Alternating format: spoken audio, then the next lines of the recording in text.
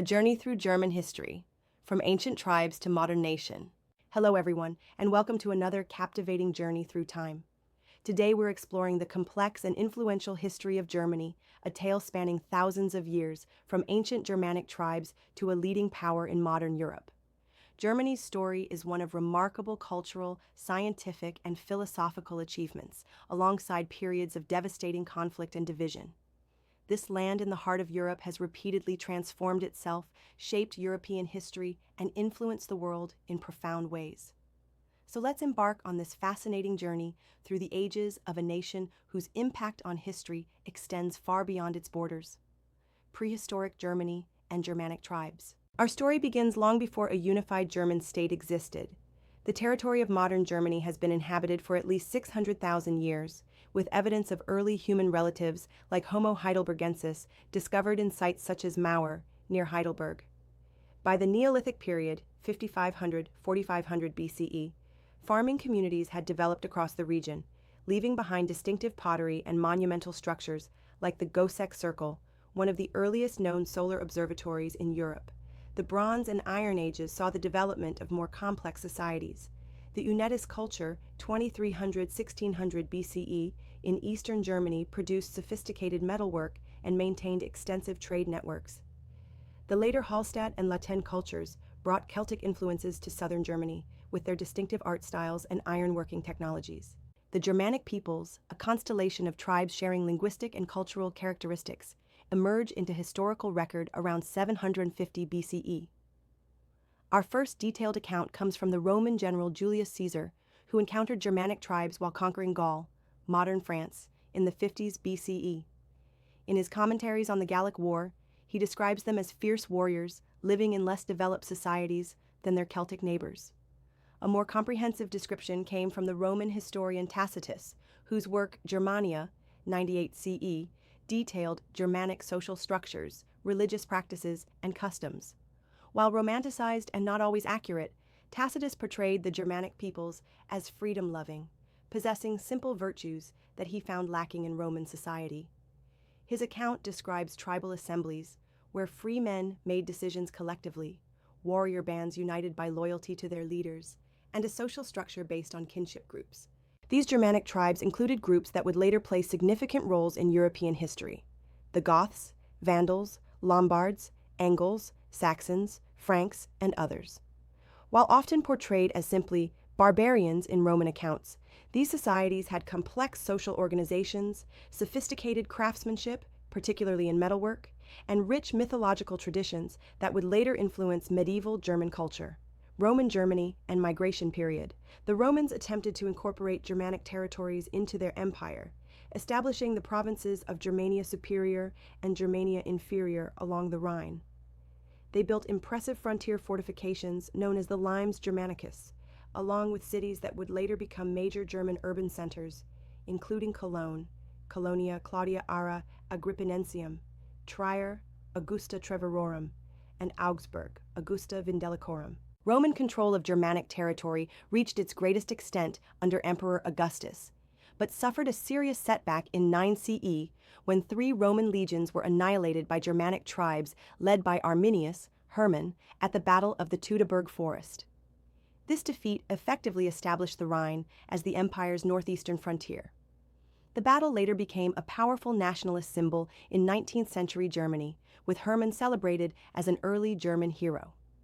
As Roman power declined in the 3rd and 4th centuries, pressure from Germanic tribes increased. The migration period, Völkerwanderung 375–568 CE, saw massive movements of Germanic peoples across Europe, partially triggered by pressure from the Huns advancing from the east.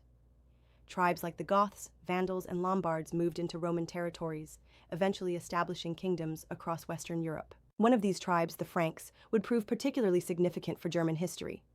Under their leader, Clovis, R481–511, the Franks conquered much of what is now France and Western Germany, converting to Christianity and establishing the Merovingian dynasty. This Frankish kingdom represented the first major post-Roman political entity encompassing significant parts of modern Germany. The Carolingian Empire and the birth of East Francia. The Frankish realm reached its height under Charlemagne, Karl der Grosse, R768–814, who conquered the Lombard kingdom in Italy, subdued the Saxons in northern Germany, often through brutal forced conversions, and pushed back the Muslim advances in Spain. On Christmas Day 800, Pope Leo III crowned Charlemagne Emperor of the Romans, establishing what would later evolve into the Holy Roman Empire. Charlemagne's empire represented more than military power. His court at Aachen, Aix-la-Chapelle, became a center of the Carolingian Renaissance, with scholars working to preserve classical learning and standardize religious practices. The empire was administered through counts and margraves, establishing administrative structures that would influence later German governance. After Charlemagne's death, his empire was divided among his grandsons by the Treaty of Verdun, 843. The eastern portion, awarded to Louis the German, comprised most of modern Germany and is often considered the first distinctly German political entity. It included diverse regions and tribal duchies: Bavaria, Swabia, Franconia, Saxony, and Thuringia, bound together under Carolingian rulership. This East Frankish kingdom faced serious challenges, particularly from Magyar, Hungarian invasions in the early 10th century. The last Carolingian ruler, Louis the Child, died in 911, leading to the election of Conrad I of Franconia as the first non-Carolingian king of East Francia. However, it was his successor, Henry the Fowler, r. 919-936, of the Saxon dynasty, who effectively stabilized the kingdom, defeating the Magyars and strengthening royal authority. The Holy Roman Empire. Henry's son Otto I, or 936-973, transformed the East Frankish kingdom into what would later be known as the Holy Roman Empire. After defeating rebellious dukes and Hungarian invaders at the Battle of Lechfeld, 955, Otto invaded Italy and was crowned emperor by Pope John V in 962. This established the precedent that German kings could claim the imperial title, creating a complex relationship between German rulers and the papacy that would last for centuries. The structure of the Holy Roman Empire was unlike modern nation-states. At its core were German lands, but it also included northern Italy, the Kingdom of Burgundy, and at times parts of Eastern and Central Europe. Rather than a centralized state, it was a complex confederation of largely autonomous territories, hundreds of principalities, ecclesiastical states, free cities, and other entities, theoretically united under an elected emperor. The empire's fragmented nature stemmed partly from its elective monarchy. Unlike France or England, where strong hereditary monarchies developed, imperial succession in Germany depended on election by powerful princes. Emperors often made concessions to these electors to secure the throne for their heirs, gradually weakening central authority. Several imperial dynasties managed to exert significant influence despite these structural constraints. The Salian dynasty, 1024–1125, centralized power but became embroiled in the investiture controversy with the papacy over the appointment of church officials.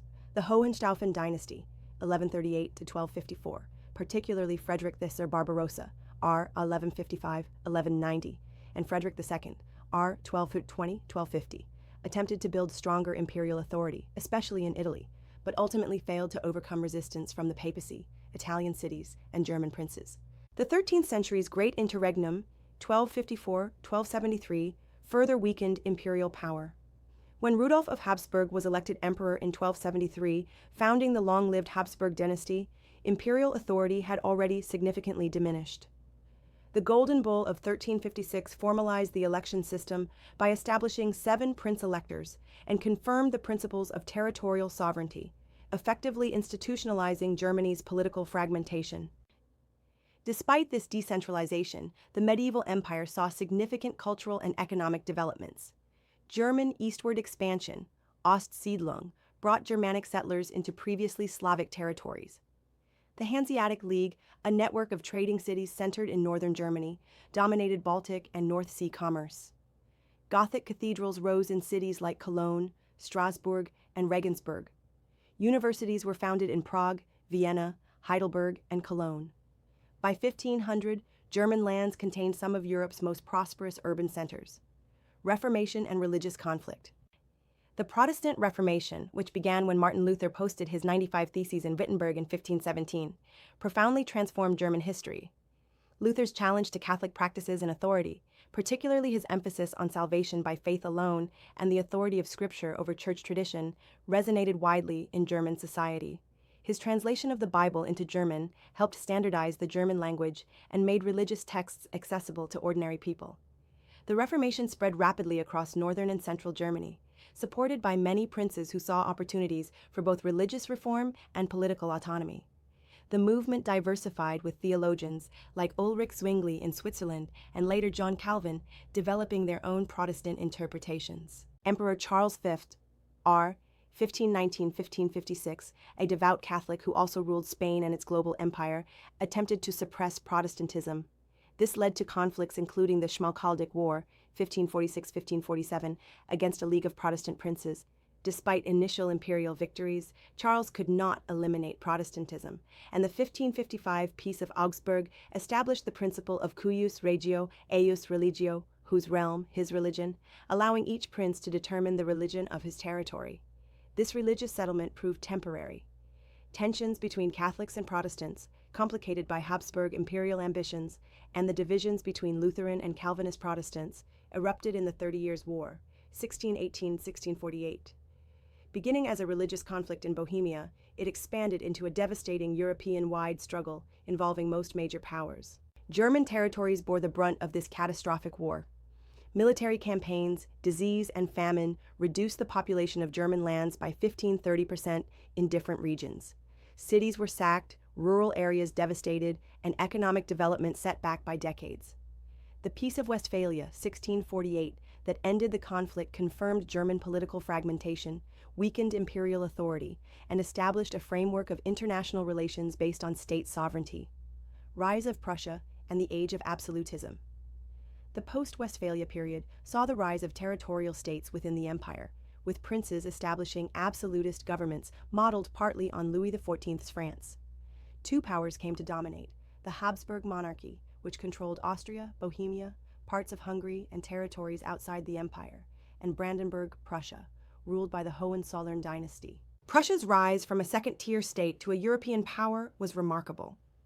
Frederick William, the Great Elector, R. 1640–1688, rebuilt his war-ravaged territories, centralized administration, and developed a standing army disproportionately large for his state's population. His grandson, Frederick William I, the Soldier King, R. 1713–1740, further expanded the military and created an efficient bureaucracy, transforming Prussia into what some called not a state with an army, but an army with a state. Frederick II, the Great, reigned 1740–1786, used this military machine to seize the wealthy province of Silesia from Habsburg Austria, triggering the War of Austrian Succession, 1740–1748. His successful defense of this acquisition during the 7 Years' War, 1756–1763, despite facing a coalition including Austria, France, and Russia, established Prussia as a major European power. Beyond warfare, Frederick embodied Enlightenment ideals of the philosopher king. He corresponded with Voltaire, composed music, reformed education, codified laws, promoted religious tolerance, and modernized state administration. However, his enlightened policies existed alongside absolutist power and militarism, a contradiction that would influence later German political development. Meanwhile, Habsburg Austria remained powerful under Empress Maria Theresa, R. 1740–1780, and her son Joseph II, R. 1780–1790, who implemented significant administrative and social reforms while maintaining Austria's position as a leading European power. The rivalry between Prussia and Austria would shape German politics until Austria's exclusion from German unification in the 19th century. The Enlightenment had profound effects on German intellectual life. While France is often considered the center of Enlightenment thought, German lands produced influential thinkers like philosopher Immanuel Kant, whose work on epistemology, ethics, and aesthetics revolutionized Western philosophy. The movement known as the Aufklärung adapted Enlightenment principles to German contexts, often working within rather than against established political and religious frameworks. French Revolution, Napoleon, and early nationalism. The French Revolution and subsequent Napoleonic Wars dramatically altered Germany's political landscape. French revolutionary armies occupied the Rhineland in the 1790s, introducing revolutionary legislation and abolishing feudal privileges. Napoleon's victories over Austria and Prussia led to the dissolution of the Holy Roman Empire in 1806, ending an institution that had existed for over 800 years. Napoleon reorganized the German lands, reducing the number of states from around 300 to about 40 through a process called mediatization. He created the Confederation of the Rhine as a French satellite, comprising most western and southern German states. Prussia suffered a devastating defeat at Jena Auerstedt in 1806, losing nearly half its territory in the Peace of Tilsit, 1807. This humiliation catalyzed remarkable reforms in Prussia. Leaders like Baron von Stein, Karl von Hardenberg, Wilhelm von Humboldt, and General Scharnhorst implemented sweeping changes, abolishing serfdom, reforming the civil service and education, granting civic rights to Jews, reorganizing the army, and founding the University of Berlin, now Humboldt University. These reforms modernized Prussian society while maintaining its distinctive military and bureaucratic character. The Wars of Liberation, 1813-1815, against Napoleonic domination, fostered early German nationalism. Writers, philosophers, and political activists began articulating ideas of German cultural unity, transcending political fragmentation. The Burschenschaften, student fraternities, adopted black, red, and gold as their colors, later becoming the German national colors, and advocated for German unification and constitutional governance. After Napoleon's defeat, the Congress of Vienna, 1814-1815, established the German Confederation, a loose association of 39 states dominated by Austria under Chancellor Metternich's leadership. This conservative settlement disappointed nationalists and liberals who had hoped for unification and constitutional reforms. The Carlsbad Decrees of 1819 suppressed nationalist and liberal movements, censoring publications and banning the Burschenschaften. Revolution, reaction, and the path to unification. Political pressures for reform built gradually. The July Revolution in France, 1830, sparked limited uprisings in Germany. More significantly, the revolutions of 1848 saw mass protests across German states demanding national unity, constitutional governance, and civil liberties. Representatives from various German states gathered at the Frankfurt Parliament to draft a constitution for a unified Germany. After lengthy debates, the Frankfurt Parliament offered the imperial crown to King Frederick William IV of Prussia in March 1849. However, he rejected this crown from the gutter, preferring to receive power from his fellow princes rather than a popular assembly. With this rejection and the reassertion of authority by German princes supported by their armies, the revolutionary movement collapsed. The 1850s brought economic modernization amid political reaction. Railway networks expanded, industrialization accelerated, and the Zollverein, customs union, created a common market among most German states, excluding Austria. These developments strengthened Prussia economically, while creating practical links between German territories. Otto von Bismarck, appointed Minister-President of Prussia in 1862, would transform German politics through his policy of blood and iron.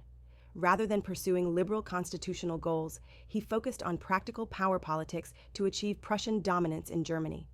His skillful diplomacy isolated Austria while maintaining good relations with Russia and France. 3 wars secured Prussian leadership and German unification. The Danish War, 1864, over Schleswig-Holstein was fought jointly by Prussia and Austria. The Austro-Prussian War, 1866, expelled Austria from German affairs and led to the North German Confederation under Prussian leadership. Finally, the Franco-Prussian War, 1870-1871, united southern German states with the North through a common military cause. On January 18, 1871, in the Hall of Mirrors at Versailles, the German Empire was proclaimed with King William I of Prussia as Kaiser, Emperor Wilhelm I. This small German solution, Kleindeutsche Lösung, excluded Austria's German-speaking territories, creating a Prussian-dominated state rather than the Greater Germany many nationalists had envisioned. The German Empire, 1871-1918. The newly unified Germany emerged as Europe's most powerful industrial and military state. Chancellor Bismarck consolidated the new nation internally while pursuing a cautious foreign policy aimed at preserving Germany's position without threatening other powers.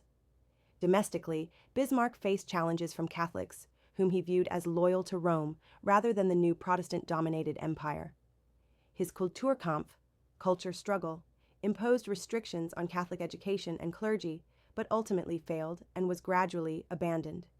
He also targeted the growing socialist movement with anti-socialist laws, while simultaneously introducing pioneering social insurance programs, health insurance, 1883, accident insurance, 1884, and old age pensions, 1889, to undercut socialist appeal to workers.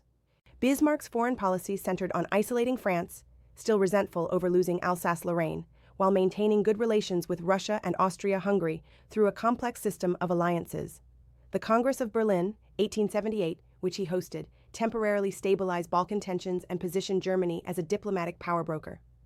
Kaiser Wilhelm II, who ascended the throne in 1888, had a more aggressive vision for Germany's global role. He dismissed Bismarck in 1890, abandoned the reinsurance treaty with Russia, and pursued Weltpolitik, world policy, seeking colonial possessions, building a powerful navy, and asserting Germany's place as a world power. These policies alarmed other European powers, particularly Britain, contributing to Germany's diplomatic isolation. Germany's rapid industrialization transformed its society. Cities grew explosively, with Berlin becoming a major European capital. The Socialist Social Democratic Party, SPD, became the largest political party despite continued repression.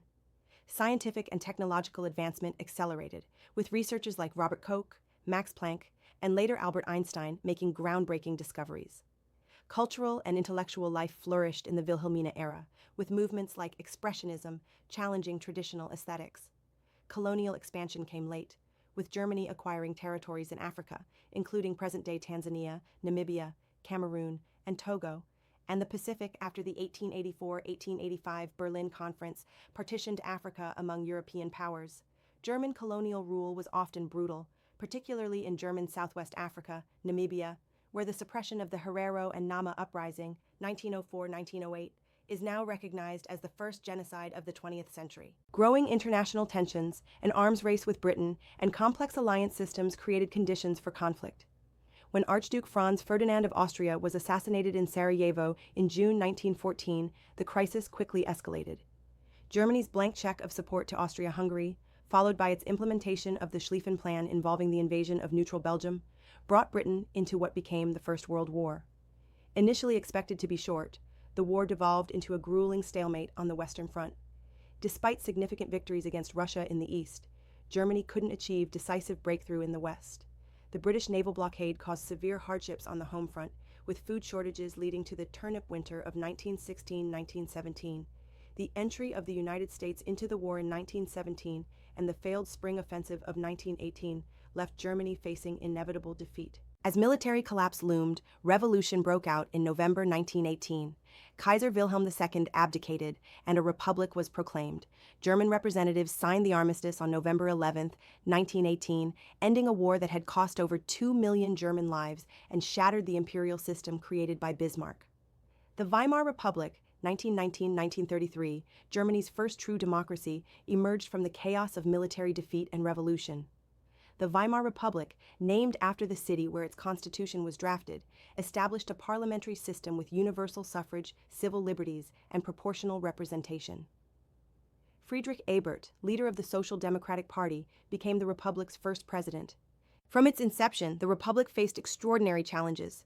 Revolutionary violence continued into 1919, with communist uprisings like the Spartacist Revolt in Berlin and the short-lived Bavarian Soviet Republic brutally suppressed by the government with support from right-wing Freikorps, paramilitary groups. Political assassinations, including those of communist leaders Rosa Luxemburg and Karl Liebknecht and centrist politicians like Matthias Erzberger and Walter Rathenau, reflected the extreme polarization of German politics. The Treaty of Versailles, signed in June 1919, imposed harsh terms on Germany. Significant territorial losses, military restrictions, reparations payments, and the War Guilt Clause, assigning responsibility for starting the war. The treaty was viewed by most Germans across the political spectrum as an unjust diktat, undermining the new republic's legitimacy from the start. Economic catastrophe followed political turmoil. Germany experienced hyperinflation in 1923 after failing to meet reparations payments, leading to Franco-Belgian occupation of the Ruhr industrial region. The German government responded by printing money, causing the currency to collapse. At the height of the crisis, prices doubled every few days, wiping out middle-class savings and further destabilizing society. Despite these challenges, the mid-1920s brought a period of relative stability. The Dawes Plan, 1924, restructured reparations payments, while Foreign Minister Gustav Stresemann pursued reconciliation with former enemies. Germany joined the League of Nations in 1926, and the Locarno Treaties 1925 normalized relations with France and Belgium. Culturally, the Golden Twenties saw remarkable innovations in art, architecture, literature, film, and science, with Berlin becoming a center of European modernism. This fragile recovery collapsed with the 1929 Wall Street crash. As American loans dried up and exports plummeted, unemployment soared to over 30% by 1932. The political center collapsed as voters turned to radical alternatives, primarily the Communist Party, KPD, on the left and the National Socialist German Workers' Party, NSDAP or Nazi Party, on the right. Adolf Hitler, the Nazi Party leader, exploited economic distress, resentment over Versailles, fear of communism, and anti-Semitism to build a mass movement. Despite never winning an outright majority in free elections, the Nazis became Germany's largest party by 1932. Conservative elites, hoping to control Hitler while using his popular support, persuaded President Hindenburg to appoint him chancellor on January 30, 1933, a fatal miscalculation that ended Germany's first democratic experiment. The Third Reich, 1933-1945. Once in power, Hitler moved quickly to establish a dictatorship. The Reichstag fire in February 1933 provided a pretext for emergency decrees suspending civil liberties. The Enabling Act, passed in March with the support of center-right parties, allowed Hitler to rule by decree. Political opponents were arrested and sent to newly established concentration camps like Dachau. By summer 1933, all parties except the Nazi Party were banned, and trade unions were dissolved. Hitler consolidated power by eliminating potential rivals, including during the Night of the Long Knives, June 30, 1934, when Ernst Röhm and other SA leaders were murdered. When President Hindenburg died in August 1934, Hitler combined the positions of Chancellor and President, taking the title Führer. The military swore a personal oath of loyalty to Hitler, binding Germany's professional officer corps to the Nazi leader. The Nazi regime transformed German society through Gleichschaltung, coordination, bringing all aspects of public life under Nazi control. The economy was directed toward rearmament under Hermann Göring's four-year plan. Education, culture, and media were purged of un-German influences and saturated with propaganda under Joseph Goebbels. Youth organizations like the Hitler Youth and the League of German Girls indoctrinated the younger generation. Persecution of Jews began immediately with boycotts and professional exclusions, escalating with the Nuremberg Laws, 1935, which stripped Jews of citizenship and prohibited marriages between Jews and non-Jews. Kristallnacht, November 9–10, 1938, marked a turning point, with synagogues burned, Jewish businesses destroyed, and about 30,000 Jewish men arrested and sent to concentration camps. Hitler's foreign policy initially focused on overturning the Versailles Treaty's restrictions. Germany publicly withdrew from the League of Nations, 1933, reintroduced conscription, 1935, remilitarized the Rhineland, 1936, annexed Austria in the Anschluss, March 1938, and annexed the Sudetenland from Czechoslovakia, following the Munich Agreement, September 1938. These successes came without military resistance from other powers pursuing appeasement. In March 1939, Germany occupied the remainder of Czechoslovakia, signaling that Hitler's ambitions extended beyond incorporating German-speaking populations. Britain and France finally committed to defending Poland, the next likely target. Undeterred, Hitler signed the Molotov-Ribbentrop Pact with the Soviet Union in August 1939, securing his eastern flank. On September 1, 1939, Germany invaded Poland, triggering World War II. The early war brought spectacular German victories. Poland was conquered within weeks. Denmark and Norway fell in April 1940, and the stunning defeat of France in May–June 1940 left Britain standing alone. However, the Royal Air Force prevented German air superiority in the Battle of Britain, forcing Hitler to postpone invasion plans. In June 1941, Hitler launched Operation Barbarossa, invading the Soviet Union in violation of the 1939 pact. Despite initial successes, the German advance stalled before Moscow in December 1941. That same month, following Japan's attack on Pearl Harbor, Hitler declared war on the United States, bringing American industrial might into the conflict against Germany. As the war expanded, the persecution of Jews evolved into systematic genocide, the Holocaust. Following the invasion of the Soviet Union, mobile killing units, Einsatzgruppen, began mass shootings of Jews. By January 1942, when the Wannsee Conference coordinated the final solution to the Jewish question, death camps like Auschwitz-Birkenau, Treblinka, and Sobibor were being established to implement industrial-scale murder. Approximately 6 million Jews were killed, along with Roma, disabled people, homosexuals, political opponents, and others targeted by the regime. Germany's military fortunes turned in 1942-1943. The defeat at Stalingrad in February 1943 marked the beginning of a long retreat on the Eastern Front. Anglo-American forces invaded Sicily in July 1943, leading to Italy's surrender. The D-Day landings in Normandy, June 1944, opened a second major front in Western Europe. By early 1945, Germany was being invaded from east and west while its cities were devastated by Allied bombing. Hitler committed suicide in his Berlin bunker on April 30, 1945, as Soviet forces fought their way through the capital. Germany surrendered unconditionally on May 8, 1945, VE Day, ending the most destructive conflict in European history. The war had killed approximately 5.3 million German military personnel and 1.5 million German civilians. The country lay in ruins, occupied by Allied forces, and would soon be divided for over 4 decades. Divided Germany, 1945-1990. Germany's defeat left it occupied by the 4 major Allied powers, the United States, Soviet Union, Britain, and France, each controlling a zone. Berlin, deep within the Soviet zone, was similarly divided into 4 sectors. Initially, the Allies planned to govern Germany jointly through the Allied Control Council, with policies of demilitarization, denazification, democratization, and decartelization. Growing tensions between the Western Allies and the Soviet Union, however, soon affected Germany's administration. Different approaches to economic reconstruction, political systems, and the role of former Nazis created divergent paths in the Western and Soviet zones.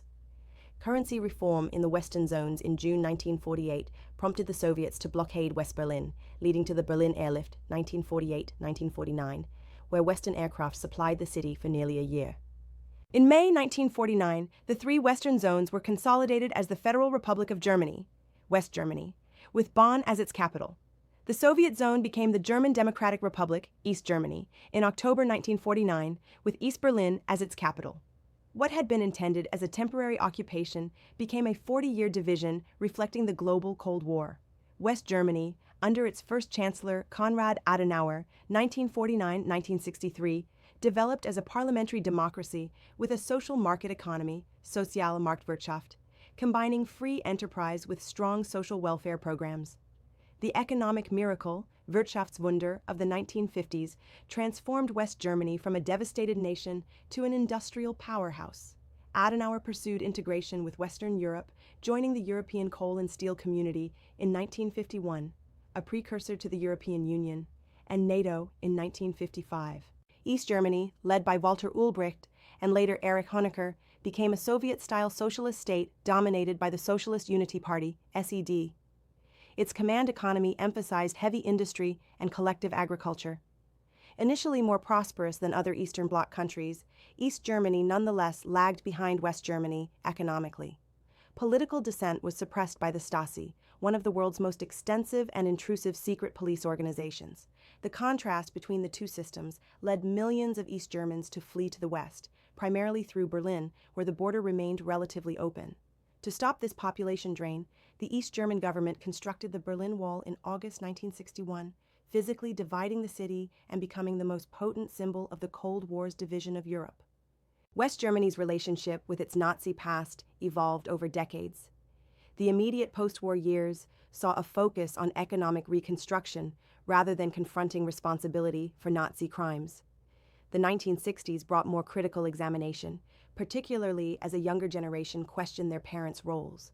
Significant moments included the Frankfurt Auschwitz trials, 1963-1965, Chancellor Willy Brandt kneeling at the Warsaw Ghetto Memorial in 1970, and the 1979 broadcast of the American TV series Holocaust, which prompted widespread public discussion.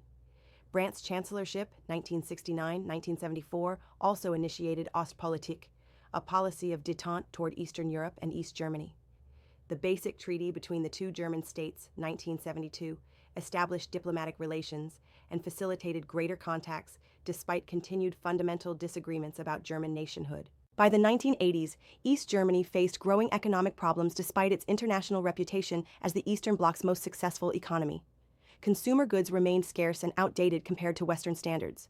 Environmental degradation was severe, but officially denied. A peaceful opposition movement emerged, often organized around Protestant churches, advocating for human rights, environmental protection, and peace. The revolutionary wave that swept Eastern Europe in 1989 reached East Germany in the fall. Mass demonstrations in Leipzig and other cities, with protesters chanting, "Wir sind das Volk," "We are the people," forced political changes. A confused announcement about travel regulations on November 9, 1989, led East Berliners to gather at the wall, which border guards ultimately opened. In the following days, people began physically dismantling the barrier that had divided their city for 28 years. Events moved rapidly toward reunification. The first free elections in East Germany in March 1990 brought victory for parties supporting swift unification. Economic and monetary union occurred in July 1990. On October 3, 1990, the German Democratic Republic formally acceded to the Federal Republic of Germany, ending the division that had defined the Cold War in Europe. Reunified Germany, 1990-present. Germany's reunification, while celebrated, brought significant challenges. Integrating East Germany's economy required massive investment, estimated at over $2 trillion over the following decades. Many East German enterprises collapsed when exposed to global competition, creating high unemployment in the new federal states, former East Germany. Population decline and infrastructure problems continue to affect eastern regions despite considerable progress. Helmut Kohl, who had served as West German Chancellor since 1982, became the first Chancellor of reunified Germany, serving until 1998. His government focused on integration and positioning Germany within the post-Cold War European order. Germany supported NATO expansion while deepening European integration through the Maastricht Treaty, 1992, which created the European Union and established the framework for the euro currency. Gerhard Schröder's center-left government, 1998-2005, implemented significant economic reforms through the Agenda 2010 program, designed to address Germany's economic stagnation by reducing unemployment benefits, making labor markets more flexible, and cutting taxes. While controversial, these reforms are credited with improving Germany's competitiveness and contributing to its stronger performance during subsequent economic crises. Angela Merkel, Germany's first female chancellor and the first from the former East, governed from 2005 to 2021, becoming Europe's dominant political figure.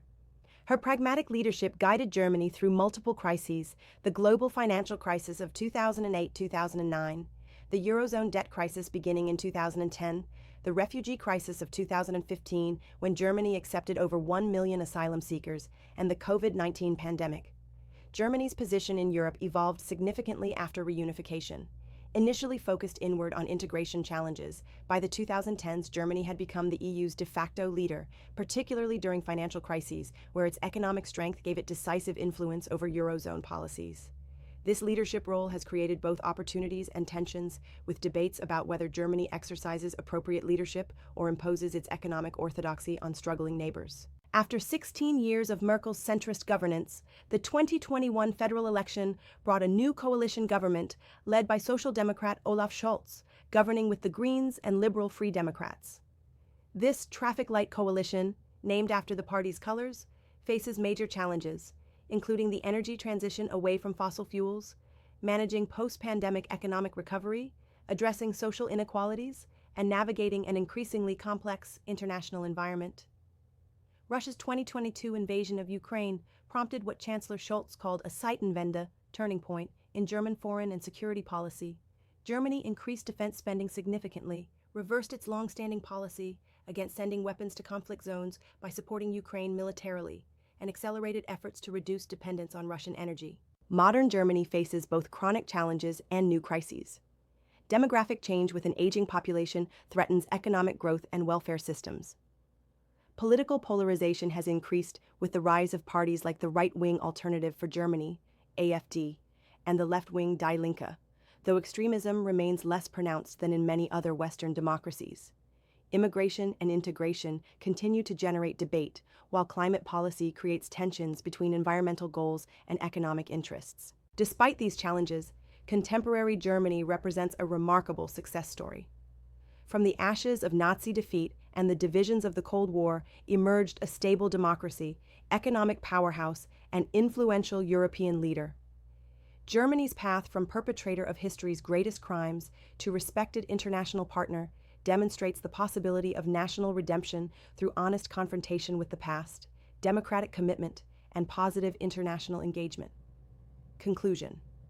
From ancient Germanic tribes to today's leading European power, Germany's journey through history reflects remarkable resilience, cultural creativity, and the capacity for both catastrophic failure and impressive renewal. Few nations have experienced such dramatic transformations, from medieval fragmentation to Prussian-led unification, from imperial power to democratic republic, from Nazi dictatorship to divided nation, and finally to reunified European leader. What makes Germany's history particularly fascinating is how it embodies broader European themes while following a distinctive path. The tension between particularism and unity, evident in the Holy Roman Empire structure, continues to influence Germany's federal system and its approach to European integration. The country's central geographical position has made it both a cultural crossroads and a geopolitical battleground. Its intellectual and cultural contributions, from Luther's religious revolution to Beethoven's symphonies, from Kant's philosophy to Bauhaus architecture, have transformed world civilization. Germany's darkest chapter, the Nazi period and Holocaust, serves as a universal warning about the fragility of democracy and the human capacity for organized evil. Yet its post-war development demonstrates how a society can acknowledge historical crimes, build democratic institutions, and create a positive international role. This difficult reckoning with the past, known as Vergangenheitsbewältigung, offers lessons for other nations confronting historical injustices. Today's Germany remains a work in progress. The challenges of reunification have not fully disappeared. Debates continue about national identity, immigration, and the proper balance between economic efficiency and social solidarity. Germany's role in Europe and the world continues to evolve as it navigates between the restraint born of historical awareness and the responsibilities that come with its economic and political weight. Understanding Germany's rich historical tapestry helps us better comprehend not just the country itself, but fundamental aspects of European and global development. From medieval Christianity to the Reformation, from absolutism to democracy, from industrialization to post-industrial society, German history illuminates the forces that have shaped our modern world. Thank you for joining me on this historical journey through German history. Until next time, keep exploring the fascinating stories of our world's past.